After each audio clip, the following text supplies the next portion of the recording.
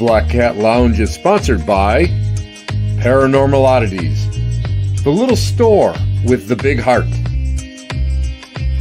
Niagara at the Western Block, one of the top-rated haunted destinations in Western New York, Dragonfly Art and Soul, metaphysical goods and classes, Mystery Control, your go-to feed for science, magic, true crime, paranormal, and much, much more.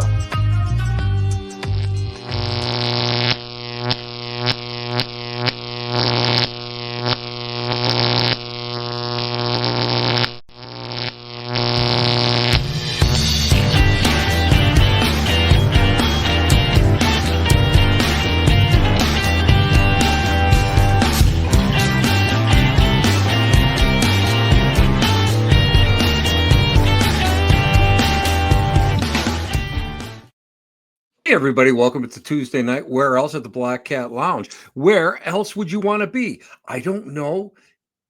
You guys are just boring. If you don't want to be somewhere else, that's cool. And you're here with the cool cats, and that's the way it should be. Yes, I do have my official Lunker Nation t-shirt on. Yes, I was out working out today. And yes, I am a true representative. Mostly Lunker, not so much Lunker Nation. But anyway, I want to thank everybody that came out on Saturday. Oh my God, it was unbelievable. Thank you guys for coming out to Concordia Cemetery in Buffalo, New York. I did my Victorian morning practices talk, dressed up in my Victorian finest, and it was wonderful. It was just wonderful to see everybody that was there. And what I loved about Concordia is they go out of their way. Their volunteers go out of their way. And I brought some of my Victorian morning collection, but they also made a grieving room, a wake room right up in front. It was amazing. It was just a phenomenal thing. But just briefly, just to let you guys know, Concordia Cemetery, the board actually back, I think in the 70s or 80s, took off with all the money, the perpetual money, and it fell into disrepair. And there's over 17,000 residents. You can always tell when you have somebody that's mother who used to be an office manager in a cemetery. We don't call them burials. We call them residents. Anyway, there's over 17,000 residents there. And it was a shame because it was just not taken care of, and the grass was high, and it was just basically forgotten. And a group of volunteers got together and they went and they started taking care of it. And it's just little bit by little bit, by little bit.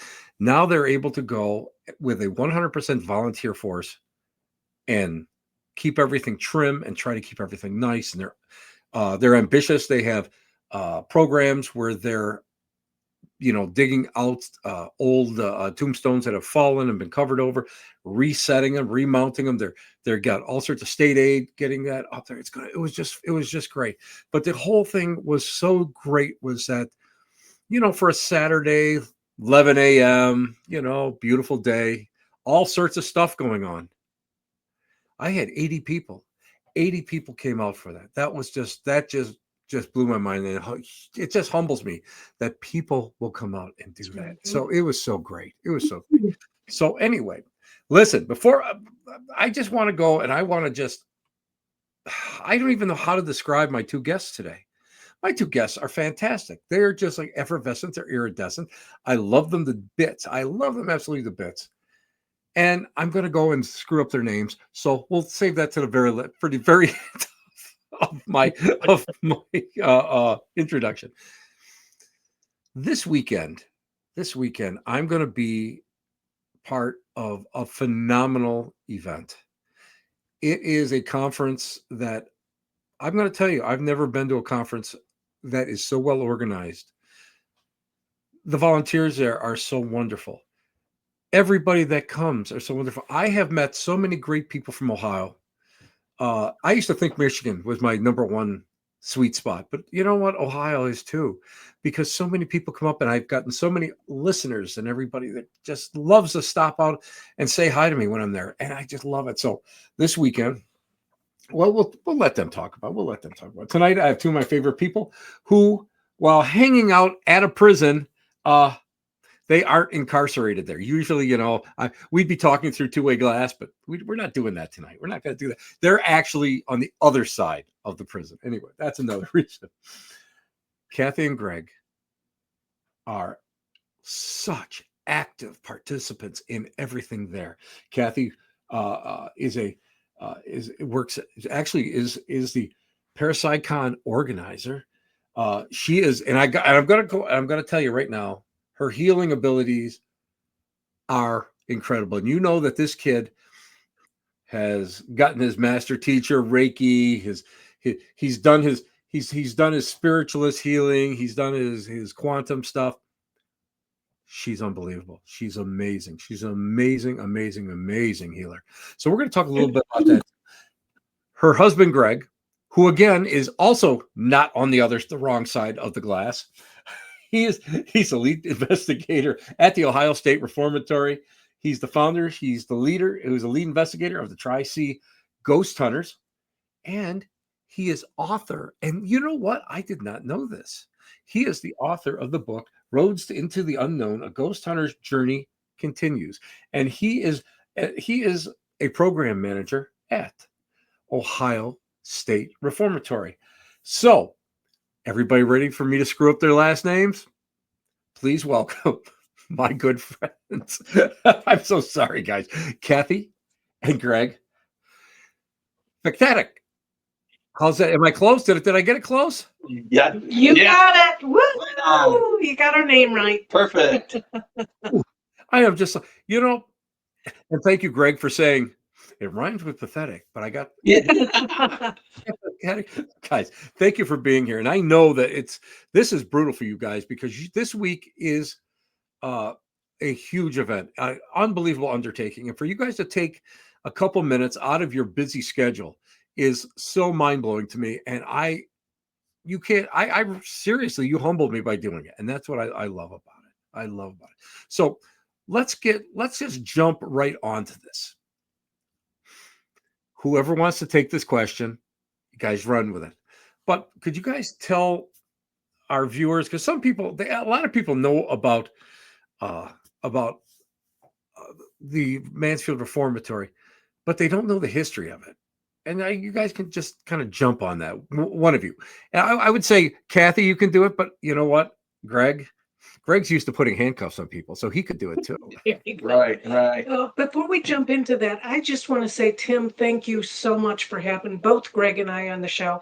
You had so many wonderful things to say about us, and we have so many wonderful things to say about you. You are a great friend, and we love you, and we are so happy that you are part of our family. Thank you so much. And you know what that means? That means so much to me, because little people don't know how I met Kathy. And I'll just really quickly just tell about Kathy. So I'm in Virginia for a Kling Brothers event, right? I don't know Kathy. I don't know anybody. this schlep just comes in, we're doing something at a really nice place. And we're going on a field trip, guys. It's great. We're on this bus. We're all singing Kumbaya and all that other stuff as we're driving. Hail to the bus driver. And I think I had done gallery the night before. I can't remember. Yes, you did. Then you guys got pelted with something. Beads or whatever. Yes, right. And it was so cute because you were sitting behind me and we were just talking and stuff. And you kind of leaned in, and you're real quiet. And you said, "Would you think about coming to OSR for our con?" And how long did it take me to say yes? I don't even think I got OSR out. You were just like, "I'll be there." And I went, "Well, do you want to hear where you're going?" You want me there? I'm there. That's just the way it works. And it's just wonderful. It's just so wonderful. Well, you and I clicked right from the very beginning. I mean, it was almost like we've been brother and sister since before this life. It's I was going to say probably another life. Greg could have been our father that yells at us all the time. It keeps us in line. That's what it is. But you and I look almost like twins. Well, you're just a handsome, but you're just a handsome devil. Are you? That's all you know what, guys? I'm actually up here. I'm up here, and that's Greg down there. In case you guys get confused, and we are beautiful people. That's what we are. Yes, We're we just are. beautiful people. But Mhm. let's get you know, you can tell how my brain works because it's like, oh, we'll just go. Let's go off at some tangent. So let's get back into it. OSR. What's the history? Yep. The Ohio State Reformatory started in the mid 1800s. Um, and back then, they were looking for a location to build a intermediate prison between the Ohio Penitentiary in Columbus and the boys' school in Lancaster, Ohio. They needed something in between that to put young first time offenders. So they picked the city of Mansfield, Ohio, to build the intermediate prison. The structure was completed between 1886 and 1896. And then they added on another cell block in 1910. And at the time, like I said, it was an intermediate prison for young first time offenders. Males ages about 15, 16, up to 30 could be incarcerated there. Now, at the time, it wasn't like prisons today. They did spend time in their cells, but it was pretty much only 8 hours, and that was for sleeping. The other 16 hours, they had to learn four things. They had to learn a trade, they had to go to school, they had to go to church, and they had to learn social skills.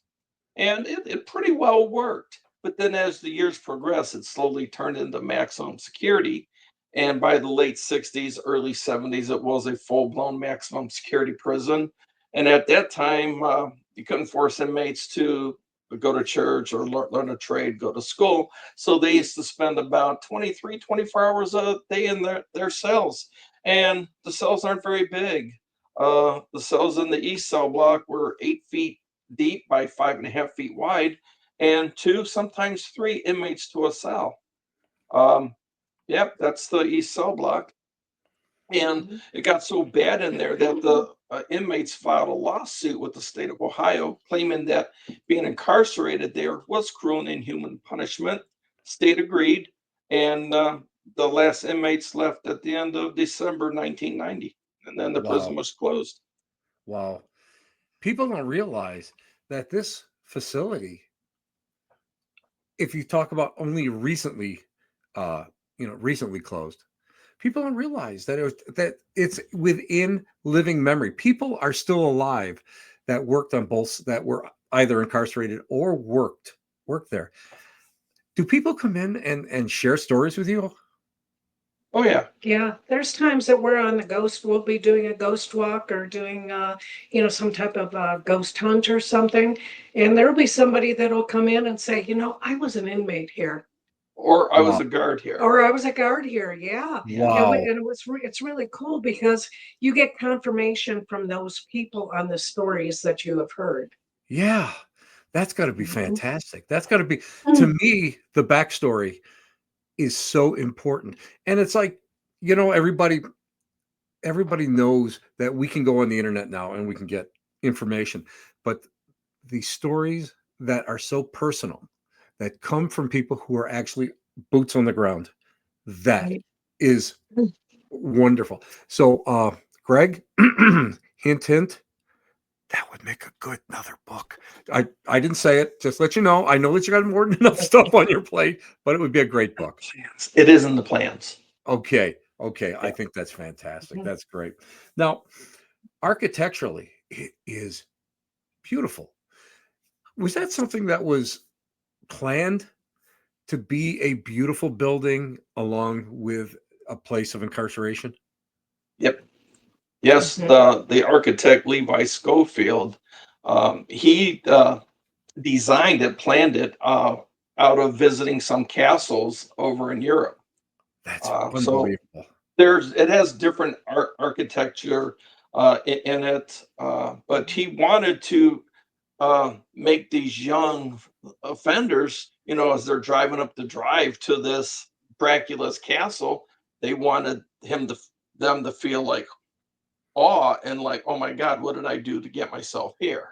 Right. Wow. Um, so and it worked. And it's an It's amazing. absolutely beautiful, beautiful building inside and out. And the very front of it, of course, is the administration part, and then the back side is the cells. And they both have two completely different feels to them. Yeah, oh, you're telling me? Guys, I just want to let you guys know that this would, if you guys remember, you know, I'm sure last year we had talked about it on the show. Mine and my buddy Frank and my friend Dale, our experiences there. It was intense. It was probably one of the most intense paranormal experiences that I've ever had. And guys, I cannot just like keep recommending this because it's an amazing place, an amazing place. Now, when you go wandering through there, oh, I know I was going to ask you. There's a lot of conjecture. A lot of people always talk about these type of facilities early on being self-sufficient. Were there work farms and everything that surrounded it, like on many of the prisons? Oh yeah, they were 100% self-sufficient. They had their own, grew their own crops, had their own farm, for cattle and everything like that. They made their own furniture, their own clothing, um, yeah, everything. And in fact, a lot of the school desks in the state of Ohio were built at the Reformatory too. Oh, I didn't know And that. they had a lot of different trades there that you could learn.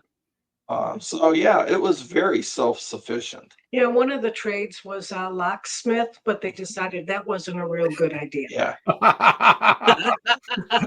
Okay, we'll go along with that little kind of question. Escapes.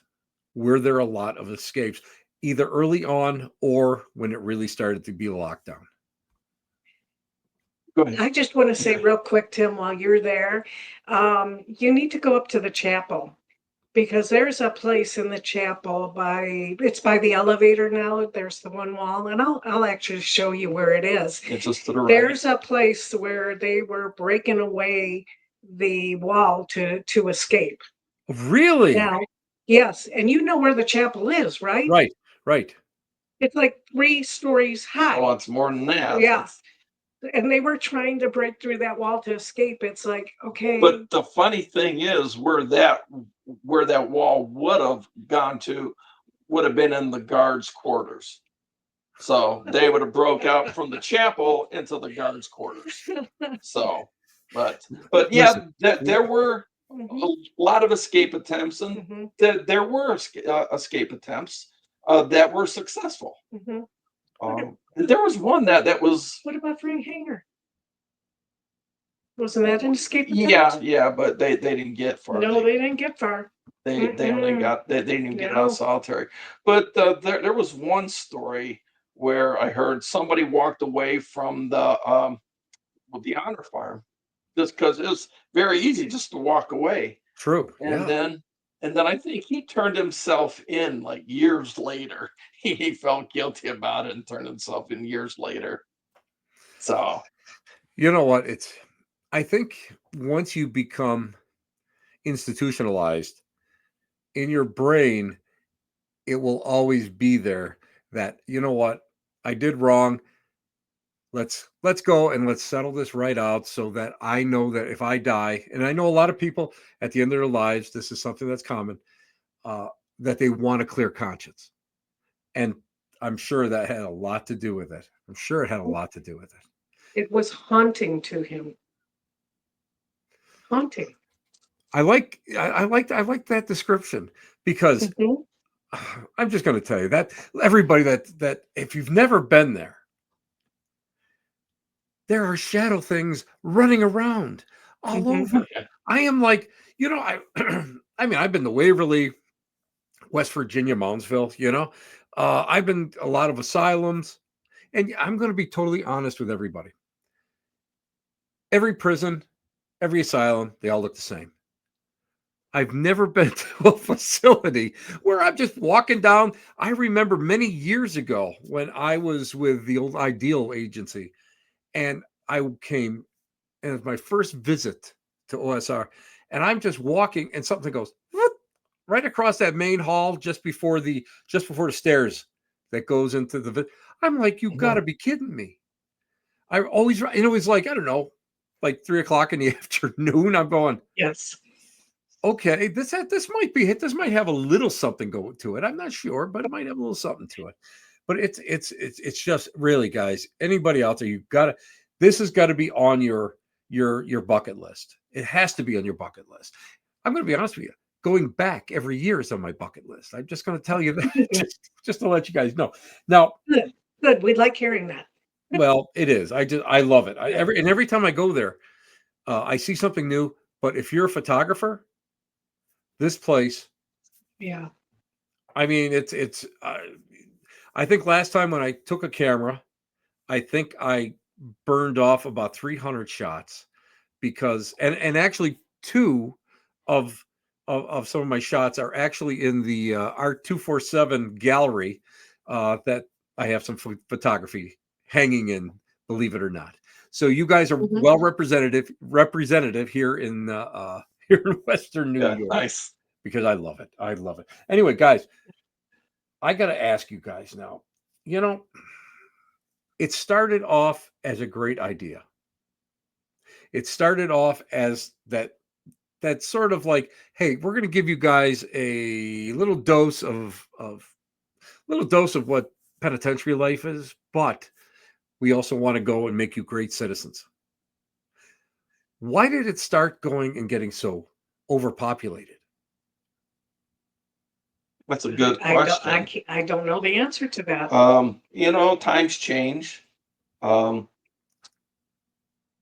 got to the point too. Like I said, it did work in the beginning. A lot It of was the very inmates successful. Very that successful. never came back. But then your population grows. So the state needs more and more facilities. So they just, instead of building facilities, they just decided to use that facility to make it into a maximum security prison, but it wasn't built for a maximum security prison. So, And a lot of them, and it's a common story. It really is a common story. Mhm. Someplace that can hold 2,000 people, holding 5,000 people. Oh yeah. And they're putting mattresses in hallways and sort of things like that. And I've seen, and my buddy Frank is a retired corrections officer, so he's got all sorts of like horror stories, so he knows about it. Now, the one thing that I found fascinating, totally fascinating, was how the cells were built. I mean, they're freestanding, aren't they? Yes. Yeah. The ones in the they both are. That's the east cell block. And if you took the walls down, they would still be standing. That's amazing. So they're right in that area on the east cell block. There's about 600 cells there. It's mind-blowing when you see this. Again, these photos just don't do it enough justice. I'm just telling you, when you walk in there, it takes your breath away. What I thought was amazing was the fact that it was done to go and actually maximize as much space for cells as they possibly could. But yet, once all those were maximized, they were all used, they went up into the attic. Mm-hmm. Now, there's no windows or anything up there. How many people were stuffed up there? Well, that's a story all by itself. Well, and they didn't start using that until 1930. Yeah, when they had the fire at the Ohio Penitentiary. The Ohio Penitentiary, of course, was maximum security. And they had a huge fire. How many people died? About 300? 322 inmates. And they needed a place for the 200 plus inmates, to go to. So they brought them to the Ohio State Reformatory and put them in the attic. Now, keeping in mind, the attic was just one huge open place. Right now, it has ductwork and things like that, but it was one open place, and all they had in there were cots. So that's when they really kind of started putting inmates up there. Now, the thing with the reason why they put them up there too is because it was still a reformatory at that time. So they couldn't very well put the worst of the worst with first-time offenders. So that's why they ended up in the attic. That to me is amazing. But the one thing that really, now this is just me because I, as you guys know, the brain doesn't work in this, in the proper way. I remember going up there and seeing all of the prisoner art that is up on the wall, Yes. and it goes from risque all the way to games and prisoners' names. Some of the art is amazing. I love when you get up there and you read, you know, was brought, he was brought to the prison, his release date, and then he comes back Right. in. It's like, oh my God, Mhm. this is what to me brings the personal stories. This is what makes the prison unique to me because of the fact that it tells not just a general story, that so many facilities they just do that. This tells the personal stories of these inmates, of these people. They become human, and I think that is what's so important. Is that we Mhm. use these stories, use these leftover icons as tales, and it's Mhm. it's what this art was amazing to me, and I got a chance when I got a chance to see that for the first time. I have to say that I was like just shocked. And that's the first time I've ever seen prison art. Now I've seen it up in West Virginia and I've seen it at a small county prison called in Lyons, New York. And but the art there is just great. And one of these days I'm going to come up just on a tour, just to hang out, and I'm just going to walk and I'm just going to just go up in that attic and just spend an hour just walking and looking at every piece of prisoner art that's there because that is phenomenal and it's so fascinating to me. So fascinating to me. Plus, Mhm. on top of it, I don't want to say about getting getting poked on the shoulder when nobody was up there. I don't want to go and say about when Frank and I were up there during an investigation. I think they're the shower rooms. I think the shower rooms up, Yeah, in the back. Yeah. seeing the shadow going back and forth, and then walking by because you have a divider and kind of like just knocking out that divider where you can't see it anymore. It is again, I think, again, paranormal investigator. I sit there and I've been to a lot of places. This place just still blows me away. Just blows me away. So it's great. Now, guys, I gotta bring this up. I got a chance to go into the basement, and you know me, I love industrial stuff. I really do. Got to ask you a question now before we go and talk about the hole, the old original hole. Mhm. Tell me I wasn't dreaming that there is a cell on the other side where there is all these radiators. It looks like a hot box. Is that true? Do you Oh, guys know? no. It's on the Uh, other. the- It's where the boilers It's are. No. yeah. We don't go down there that area. Yeah, I don't recall Oh ever well. seeing anything like that. Do you? I mean, there were cells down there. You're talking about when you go down the steps, you go to the left, and you keep going to the left, Yes, and then yeah, you come into that big room. right. Ceiling's only about 7 feet tall. It's not very tall, and then you can go to the right or you can go to the left. Is So that Yes, correct? yes, okay. yes. So yeah, there are. I mean, we haven't been down there, and especially to the left, we haven't been down. I haven't been down there in a long I time. don't remember ever seeing anything I like I that. thought there were cells too, We're but gonna have there. to now we got to check it out. Well, the only reason why I bring it up is because I saw the cell. I saw at least one cell there, and I saw radiators on the wall. And I've seen this in some southern prisons, hot boxes. down in basements, and that's where they put Mhm. some people that were, Yeah. they were disruptive Wouldn't even surprise in me. Yeah, it solitary. wouldn't surprise me. I mean, Yeah, it wouldn't surprise me one bit. Yeah. Now you especially gotta in that area. well, let's now guys, let's talk about one of my favorite places, the hole. Down in the basement. Now you guys can tell everybody about it, but let me tell you what happened to me. I go down there with my DSLR, taking pictures. I get within 6 feet of where the hole was, shuts down. My camera totally shuts down. Really? I'm like, you got to be kidding me, right? Change the batteries, take a shot, shuts down. Hmm. I go, oh man, my camera was not that old. I go, oh, I don't want to go, naturally being cheap, I don't want to go and have to buy another camera. I walk away. I go back up to the first floor, works perfectly. I said, oh, I'm going to go back down, take some more pictures. Would not work. Would not We've work in had that area. Yeah. we've had reports of that happening quite a bit Throughout the whole building. Yeah, where they'll have brand new batteries in, it drains, they leave the area, and then it's back up and running again. Yeah. Amazing. Mm-hmm. Yeah, It's just it is. Mm-hmm. Especially down there. Yeah. That's pretty cool. well, you guys listen, tell everybody about the hole, because that has a pretty interesting history to it. And I'm just going to tell everybody it's filled in now. Just so Yeah. you guys, Yes, it is. you guys, when you're stumbling around down there in a tour, you're not going to get hurt. So, but anyway, tell us Right. about the hole.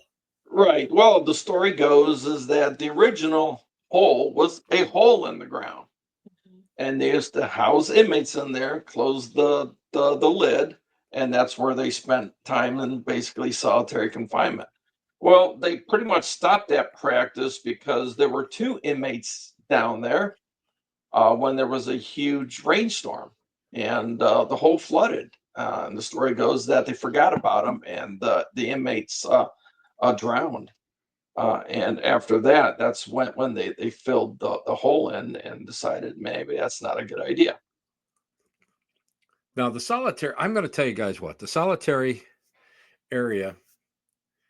Now, Kathy knows. I'm not sure if Greg knows, because Greg was so great, because he comes out and he goes, okay, guys, I don't want you to do X, Y, you can't do X, Y, Z, whatever, he puts it out there. So of course, of course, yours truly and my buddy Frank, we're there. We got to get down there. So we had this pre-planned, and the whole thing was we weren't going to provoke. We don't do Right. that, but we were going to reenact. And it's a real fine line sometimes. Well, Frank having his very first job at corrections in New York State was Sing Sing of all places. And so we have to handcuff him to walk him to solitary. First of all, I got to grab his arms and bring him together. You know how big Frank is. Yeah. And so we get him in there, and he's yelling and swearing. And it's like, and I said, Frank, and he goes, no, Tim, this is 24/7. This is what it was like. He goes, when the cons got off their meds, this is exactly what it was like. So he's going and going and going. All of a sudden, it got cold. I'm telling you, I have never felt a drop like that. Our friend Dale goes, it just dropped 17 degrees. 17 degrees I'm talking less than a minute. Wow. I'm down there, right? I'm thinking to myself, oh my God, okay, this is cool. All our meters on the outside of the cell are pinning. Everything's pinning. Nothing in the cell is pinning. We start feeling this cold air blow out of the cell at us. Dale's son is going, oh my God. I'm just like, I haven't felt that since old seance years when I was a kid, and this is blowing out at me. I'm going, wow. And Frank's blah blah blah blah blah going on. All of a sudden, our friend Heather has one of the boxes going, and you hear, kill him. This is what we hear. Frank goes, did that just say kill him? Heather goes, oh yeah. He goes, how many? Yeah. Don't worry about it. How many? Like think the number came through as 20. Wow. We're like, and I'm taken aback because I'm standing there going, wow. I mean, we're talking real time. All of a sudden, we're like, well, no, you can't. No. You're not doing anything to Frank. And you hear real time. It comes through. We'll wait. I was like, this is great. Oh my God.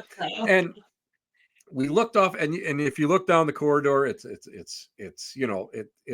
ends, and it's a dead end. And all of a sudden, you could start seeing the creepers doing this. Yes. I'm like, wow. And then what happened was two ladies had heard Frank yelling and came down and see what he was up to. And, it's like a seance. Something new gets introduced into it and it breaks the umbrella. But I have to tell you guys personally that was the most intensive, I would say probably 10, 15 minutes that I've ever investigated anywhere at any location at any time. And guys, It's cool. And when I saw Greg, I'm going, well, Greg, no, we weren't provoking. And then Greg looks at me and goes, what are you talking about? I said, you didn't hear us? No, I didn't hear you. I'm like, oh my God. I'm just like thinking to myself, Greg and Kathy will never talk to me again. They'll throw me out. They'll never have anything to do with us again. But it was an amazing thing. And it was a reenactment. Oh, yeah. Yeah. It triggers. It really triggers in that place. Now, I want to ask you guys, movies. Everybody loves this place for a location. And I understand that they were gonna shoot the Shawshank Redemption because they were eventually going to tear it down because the new prison is behind it, and they were going to take it away and in pieces. And tell us a little bit. First of all, tell us a little bit about some of the artifacts that were left behind, which I love. I love anything that's left behind from a movie set. That's my fetish.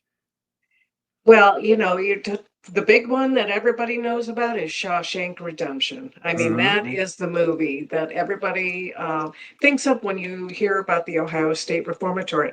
We actually have a whole museum that is the Shawshank Museum. So you can come to the museum and you can see all kinds of pieces of artifacts that were in the movie. One that comes to mind right away is the speaker that was out in the field, that was playing the music. That's actually there. And they just now added the little hammer that he was using to chisel away the rock and everything. And it's really cool because when you walk into the Shawshank Museum, there's a wall with a hole in it, and it's all chipped away, and there's the little mallet or hammer, rock hammer sitting there. It's just so freaking cool. But they have they have the tunnel that Tim Robbins, Andy Dufresne actually crawled through from the movie. I remember seeing that. It is. It's, guys, it's just not a paranormal place. No. It is a destination. It is a true destination, guys. You got to go. You got to see this. It's a movie site. Yeah. What are the now?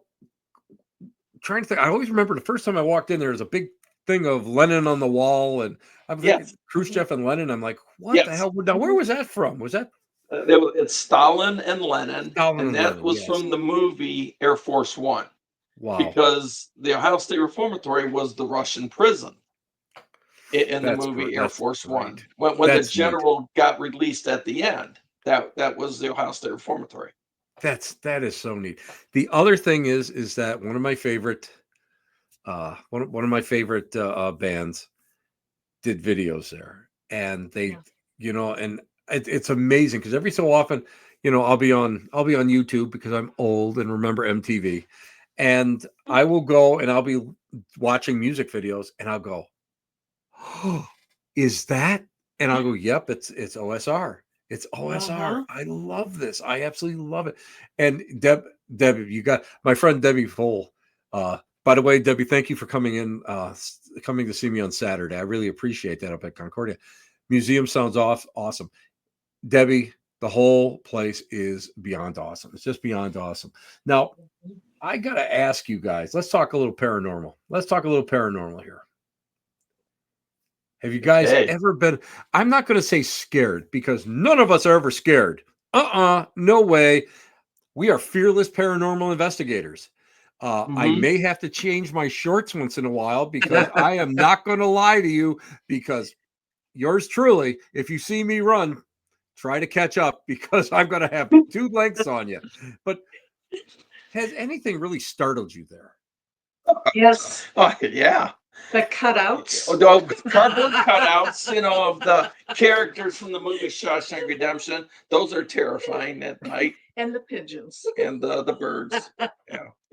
But as far as terrifying, we haven't been terrified, but we've been startled. yes, absolutely. We've been startled. Now, there was one time up in the attic where you have to remember this was the worst of the worst that were up there uh, from the Ohio Penitentiary. And I like the attic. I think it's cool. There's a lot of stuff that happens up there. I mean, you see shadow figures all the time. You just see a lot of stuff. And the one day I was up there and it felt different. There was just a completely different feel there. And I could feel something coming like at me, slowly moving towards me. And then I felt like a cold hand. I could feel it touch me inappropriately. And I just went, "You are not permitted to do that. You need to get your hand off of me now." And it did. It backed off. And one of the guys, one of the volunteers was there, and he walked over and he goes, "Kathy, what happened?" And I go, "Well, I'm not going to talk about it, but I am going to leave it." "Well, if you're leaving, I'm leaving too." And we skedaddled. But it's not like a terrifying. Well, the one time that wasn't a good feeling. Yeah, I got kind of scared up there one time. I'm the lead paranormal investigator there, and so I do all the private investigations. So I'm there. This one evening, my group was going to be late, so I was the only one in the prison. So I decided to go up into the West Attic and do a Facebook Live. But Facebook Live, I had to have the lights on. And if you've never been to the attic, when you turn the lights off, you can't see your hand in front of your face. You mean turned off? Turned off. Yes. Yes. It is pitch black. There is no light that comes through there. And so, and the attic is probably about 2.5 football fields long. So it is really long. And so I went way in the back, had the lights on, and I'm sitting back there doing Facebook Live. The lights were on. Oh, you had them on. Okay. Well, or else you couldn't see Facebook Live. Okay. So I'm sitting way back there with the lights on, and it's quiet where I'm at, but way at the other end toward where the entrance is, you can hear a lot of movement, a lot of bangs, a lot of noises. And I'm like, well, okay. So I went back down there, and now I'm there. Now all the noises and banging and everything is from the end I was just at. So I'm like, okay, I will play. So I turned off the lights and I started slowly walking toward the back. And man, footsteps, heavy footsteps running up toward me in the dark. I could not run to that light switch and get to it quick enough. It was like that was a little bit nerve-wracking there. I mean, nothing's going to be there, but you just know that something is running right at you. Doesn't matter. And it was interesting because I was at home and I was watching the Facebook Live and I could hear the footsteps. It was intense. I don't care what anybody says. When you're there by yourself in the dark, and all of a sudden, this place. I was like that at Fort Niagara. This place like the back of your hand. Every little nook and cranny, and all of a sudden you hear bump, bump, bump, bump, bump, bump, and you can hear. It's coming at you. Yes, it's like there's nobody there. There's nothing there, and it just. To me, it's primal. It's like feet don't fail me now. I am not exactly. I am not going. And again, I have stock in adult Depends. So, that, Hey, people go, what's in that backpack? Is that all paranormal stuff? Yeah, it is. It's dude wipes and depends, because when that stuff hits you, it's like, oh my God. But it's yeah, amazing when that happens. Yeah, it is. And when we do like ghost walks on Friday nights, one of the volunteers, the pusher, will sit at the light switch while the other takes them all the way to the very end, and then they call turn off the lights. So the person at the light switch turns them off, and they're sitting there in the dark. yeah, And I've been that person at times, and it's like you sit there and you can hear all this real movement. things around you. And Yep. there's times, just like Greg, you hear the footsteps coming at you. I can remember one time I heard the footsteps coming, and I just flipped on my flashlight real quick. And the lead at the other end yelled, Kathy, are you okay? I go, yeah, there was just something running at me, you know? That's amazing. That's Yeah. amazing. Like I say, Now, sure, go ahead, please. oh, I was just going to say now the attic, like we were saying, is pitch dark. However, when you're, and you know this, Tim, when you're all the way at the end of the attic and you're looking towards the only door in and out, there's light, ambient light from Yes. the Very chapel. faint. Yeah. So that's where you can see the shadow people and everything, because you have that little bit of ambient light. So you can see the people walking around down there. And actually, one time, Greg and I were actually down by the light switch, and we heard somebody walking around on the tier right outside that door. So Greg walked outside Hmm. to check the tier to see if there was anybody out there. Now, if you remember, Tim, when you walk into the attic, you hit that metal and it goes dunk, dunk. Yep. Yes, I That do. happened while Wow. Greg was outside checking, and I'm sitting over, on the other side. It goes dunk, dunk. Mhm. And Greg's like, was that you? And I go, no. Get back in here. We had the exact same thing happen during the celebrity Mhm. investigations last year, and everybody was in the attic, and and I was outside, and a friend, I can't remember who it was, somebody else was outside, and we were standing right in that area, and you could hear people, those stairs, you could hear people coming up, and it's got that the Mhm. stairs, the stairs in OSR are like no other stairs that I've ever been at, because it's got that sound. It's got that metallic Oh yeah. sound to it. And it was like a heavy leather boot on those stairs. And I Mhm. remember the guy looking at me going, is that what did you hear something? I'm thinking to myself, should I tell him yes or should I tell him no? And and I'm going, yeah. He goes, ain't nobody there. Ain't nobody there. He turned around and he was gone. I don't even know where he went. He was gone. He just left. He says, I'm going, just like, no, ain't nobody there. And that was enough for him. And I didn't see him the rest of the night. I don't know where he ended up going, but it's great. Oh, Guys, this weekend, let's talk about this weekend. This is the weekend of all weekends. Ladies and gentlemen, boys and girls, children of all ages, this conference is amazing. It is probably one of the nicest places you're ever going to go and investigate, hang out. The vendors are top quality. You've got so many people. You've got so many of my friends there. Dustin Perry's going to be there. Cody DeBaines and Satari Hawes is going to be there. And by the way, I'm officiating their wedding next year, just to let you guys Oh, know that. nice. I yay! am I Congratulations! am just so, like, I'm over the moon over that. That is just so great that Oh, they asked me. Uh, you have got Heather Taddy is going to be there. Oh my God, there's just Aaron Sagers, Brian Kano.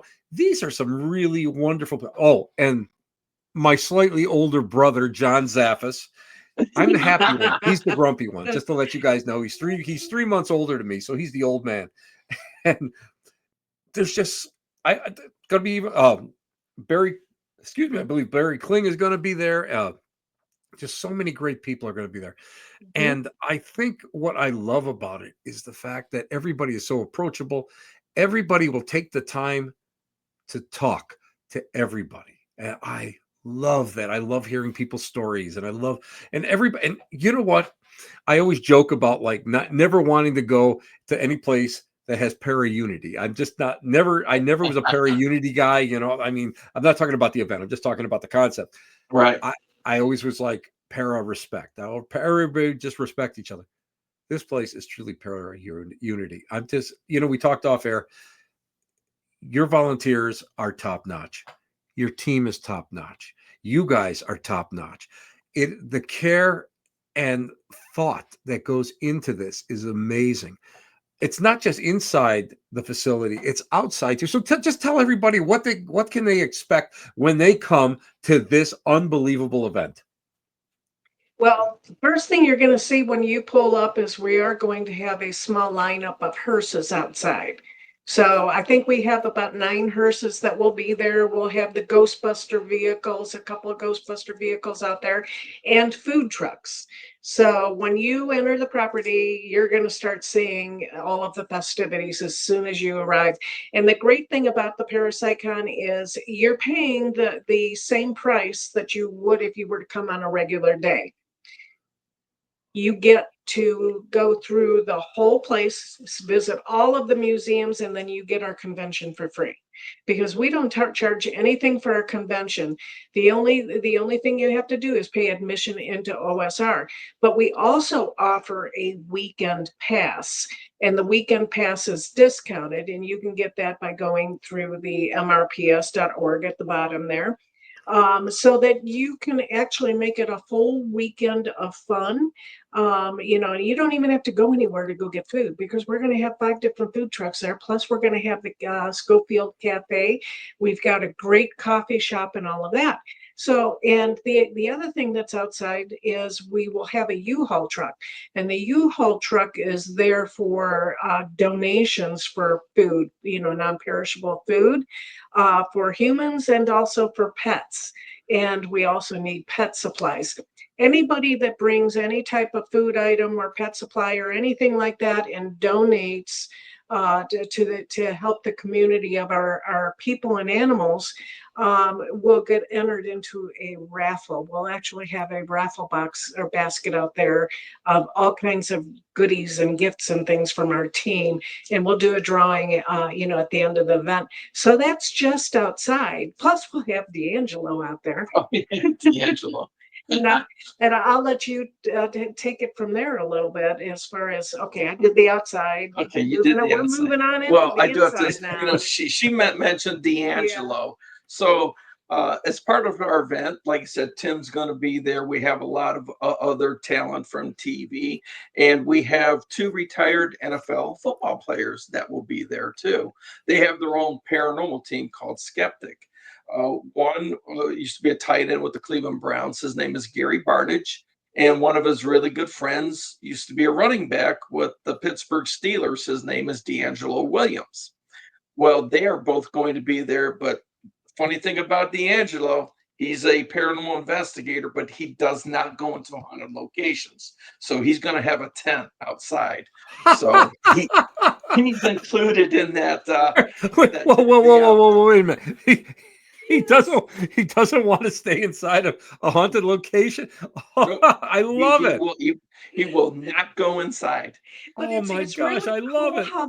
how they work it though, because he has a tent and he has all of this equipment set up in there, and he's almost like the MC, talking about, hey, did you see that over there? Go over there, and When they do an when they investigation. do investigations and everything, it's really, really a cool concept in Yeah, a way. yeah. So And there was one time Greg and he were standing outside. well, no, it Yeah. was they were doing an investigation for their YouTube channel, and so they were interviewing me, but I was like just inside the door, and D'Angelo was just outside the door, and we were in the West Cell block, And I'm and watching all this. and we're sitting there and it's dark, and also we started hearing noises and stuff coming from the West Cell block, and I'm like, did you hear that, D?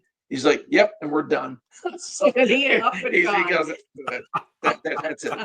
No, D's a real cool guy. Yes, they are But- great guys. But the whole Reformatory, the whole West Cell block, what we call the bullpen, and the Central Guard Room, the East Diagonal, those are all vendors.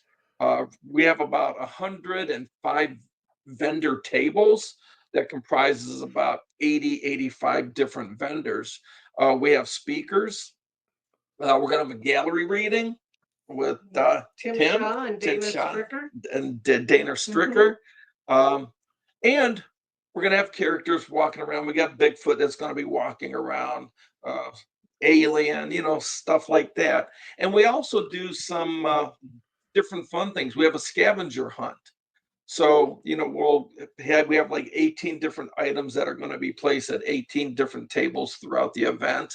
And once you find all the 18 items, get your player sheet stamped, and you bring that back, you can be entered into a drawing to win a $250 gift certificate to the OSR Museum store.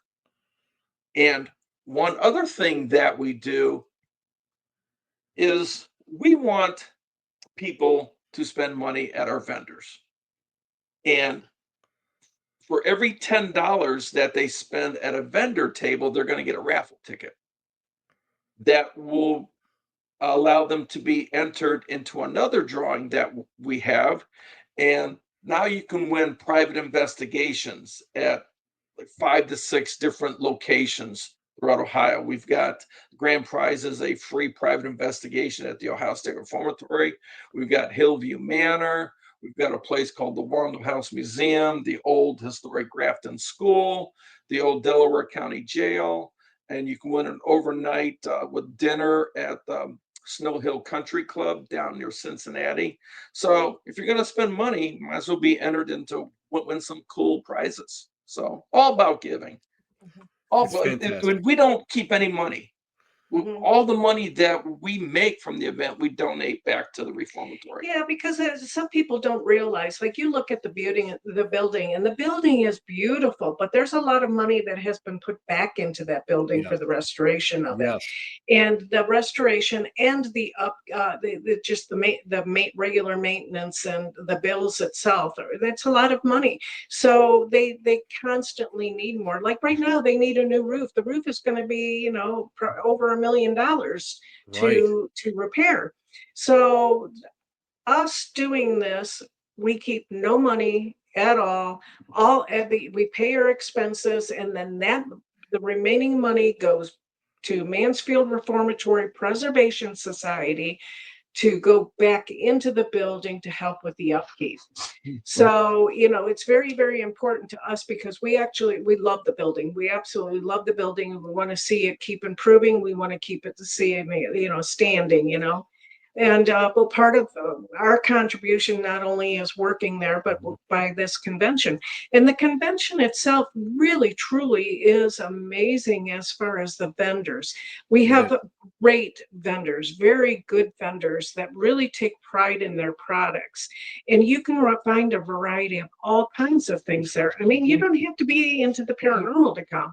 You could come and buy jewelry. There's going to be jewelry. There's going to be crystals. There's going to be tumblers, just anything. And of course, then you're also going to have your Reiki healers. You're going to have your tarot readers. You're going to have your psychics here, and Greg mentioned speakers, because our speakers are going to every 45 minutes we're going to have new speakers talking on different topics, and you can pick and choose who you want to go listen to. You don't have to listen to them all. But you can go to the ones that you're interested in. I would recommend that you go to the gallery reading with Tim Shaw and Dana Stricker, though. That is going to be freaking awesome. I've been to the gallery readings, and they are amazing. And here's what's cool about our vendors too. Kathy and I have been doing this event since 2017. We have vendors that have been with us since the beginning. And that tells you something right there. And we usually sell out our vendor tables by August, September. And right now we've got a wait list of 80 that are trying to get into our event. Last year we had a wait list of like 90. So every year we have a big giant wait list. So I mean, that's something that I'm very proud of, because we do treat everybody there well. Greg and I care about people. And we like to treat people right, and I think that's why people are coming back, because we do care. Right. We are And it's not about the evident. money. We're not about the It's evident. money at all. We are about everybody just having a Right. great time and And doing speaking of something great good. time, we got 2 other things going on. Yes, we do. Well, I was just going to Parasite. ask you what else is going on, because why? You guys have all sorts of great things that you guys are. I'm going to tell you what, you guys are visionaries, because I just wish I wish I could go and think of the great things that that's going to be going on there. So go ahead. So- Are Go ahead, you guys. going to talk about So, the PI? no, Because I no. want to talk about the PI. No, I don't want. Okay, No, okay. I'm talking about ParasiteCon. Okay. So Friday night we have a VIP kickoff party. Mhm. So Oh, which and I just want to let you know, my contribution will be a piece from my collection. It will be a piece of clapboard from the Hinsdale house, from my very personal cool. collection. So I'm just going to let you guys. I just want to go and just kind of just like let people know that, bring money. Yeah, bring money, because Bring during the money. kickoff party, it's from 8 to 11. We're gonna have appetizers. Uh, all of our talent is going to be there, and like for the last hour of the event, we're having an auction where like Tim and all the other talent are going to be bringing in personalized items, stuff that you can't buy at their table and stuff like that. So where you could bid and win some cool items, and there again, all that money goes back to the Perfect. reformatory. Mhm. So we do that, and then Saturday night we have a celebrity ghost hunt with all the talent. Um, so that's always a big thing. That's a fun event that goes from 8:30 p.m. to 2:30 a.m. So yeah, and there again, all the money goes back, to the reform. Those are Now, just fun events that we. And I also wanted to tell people too. This year, we did an escape room raffle, because the Ohio State Reformatory now has escape rooms. So where we just did the Amazing. drawing yet yesterday, where people who are entered into the raffle can win a escape room with talent. So one group was Brian Cano and Dustin Perry. The other one was John Zaffis and Cody Ensatori, and then the other one was Chris and Mike from the Ray Chasers. But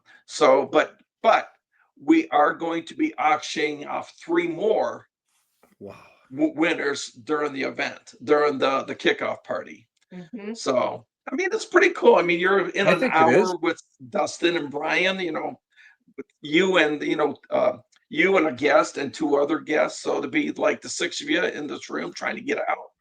So, And the escape rooms are truly well, amazing. and I see right here, Sharon Coble, she won the Brian and Yes, she Dustin did. one. Congratulations, Sharon. So yeah, it's something new that we decided to try this year. So Mhm. Now, as far as the kickoff party, Greg was mentioning, appetizers, and we got the auction and all of that fun stuff. Plus, you can rub elbows with all the different talent. And here you go. Um, I'm going to have to the lotion these. the appetizers and the drinks, as far as non-alcoholic drinks, are included in your ticket price, but we do have a cash bar. Now, the cash bar, of course, is liquor, beer, wine, seltzers, stuff like that. So everything's free. Well, it's part of your ticket price. I don't like saying free because you pay a ticket price. The only thing that you'll have to bring money for is if you're planning on drinking alcohol, and lots of money for the the auction. auction, and even the money from the sales of the drinks go back to the reformatory. Mhm. See, that's Yeah, what's and wonderful. all of the auction money goes into the Yeah, reform. so it's we don't make any money. We just want everybody to have a good time, and we want the reformatory to make money. Mhm. See, you know what? A lot of people, what I'm dismayed at a lot of times is people will get a hold of me and say, "Well, how can I do X, Y, and Z? How can I get involved?" And it's like, well, you're missing the point. Growing up as I did with the spiritualist background, is you're supposed to be of service. And a lot of people go, "Oh, well, you make all this money doing X, Y, all this stuff," and I'm thinking to myself, first off, no, I don't. I'm The only reason I get on TV is because I'm retired. I can get there and I work cheap. Believe me, that's the only reason. And the other thing is that you should give back. And that's what I love about you guys. It's the giving back that is so important. People don't realize that what we do like this shouldn't be our whole income. Go get a job and use this to enrich your life. And giving back is what is so important. I know to myself, because it's I especially now, the economy is tough. It's money is tough. People really save their money to do certain things. And I love the fact that you guys are being, shining examples of people who love preservation, who love history, love paranormal, and you guys give back, and you give back so much. So, guys, thank you guys from the bottom of my heart. Well, wait a minute, it should be over here. This is like a long. We won't this long over here is we won't talk about that long. We'll go with just the heart. But I thank you guys, and we're already out of time. So, guys, I want to thank you. Stay on the line so I can thank you properly off air. By the way, that's an old one. yours truly is actually going to go and open the wallet and get a t-shirt, because yours truly never, because I never get that far in my life. Turn around and show them. Oh, look at the back. Yeah. We got to see the back. Stand up a little. I'm going to have to. You know what? I might even buy one for my wife, Nancy. I might. That's a cool shirt. It's a really freaking cool shirt. I like that shirt. Yeah. So I'm gonna be able to do that. So, guys, hang on the line. Thank you from the bottom of my heart, because this was so quick. Because I thought, how can I help you guys put a little bit of PR out there? And you guys wanted to, you guys. I got a hold of Kathy, and Kathy goes, "Yeah, when?" I was like, "Whoa, you guys got all this stuff to do. Are you guys crazy?" No, we'll be there. I said, "Okay, thank you so much." It is next week. We'll get a few days off. So, well, yeah, I hope so. And I hope it's not like, I hope you guys aren't honeymoon lockup at OSR. We're not going to talk about that. That's another thing. That's something else that you guys could make money with, but I don't want to get that far. Anyway, we'll talk about that off the air, guys. I'll be right back. All right. Thank you again. Bye-bye. Thank you so much. Thank you so much. Thank you. Guys, aren't they great? I love them. I love both of them. But what is so important is something that I've espoused, is giving something back. Everything doesn't have to be about making money. It's about intrinsic satisfaction, just being satisfied, just going and doing something for someone else or another organization, just to do it, just to be a part of it, just for the experience of it. Guys, thank you so much. This is Tim Shaw. You've been listening to the Black Cat Lounge all night long, baby. And guess what? We'll see you next week, Tuesday, with a surprise guest. Why? Because it's where the elite meet, next to the dumpster transfer station. Guys, remember one thing. I just appreciate everybody and each and every one of you. Ciao, babies. Bye-bye.